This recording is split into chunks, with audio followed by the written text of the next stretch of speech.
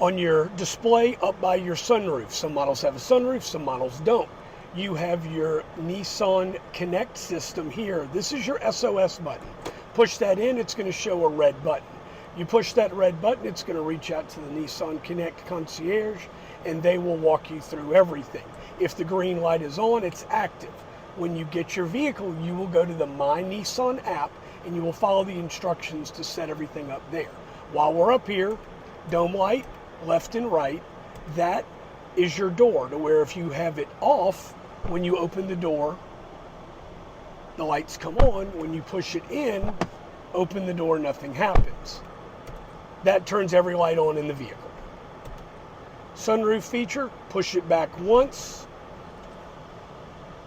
it opens the sunroof. Some models, if you push it back once, it'll take the shade.